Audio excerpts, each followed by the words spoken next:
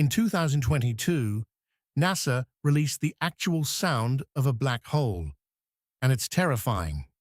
The black hole at the center of the Perseus galaxy cluster has been humming for billions of years, but the sound wave it produces is so deep that no human ear could ever hear it. It vibrates at a frequency 57 octaves below middle C.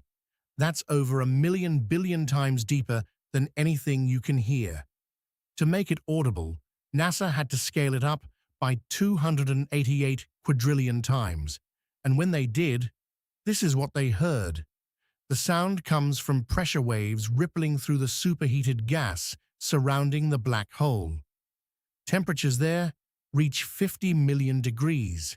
It's the lowest note ever detected in the universe, a cosmic bass note that's been playing since before Earth even existed. So when people say space is silent, that's not exactly true. You just can't hear what's screaming.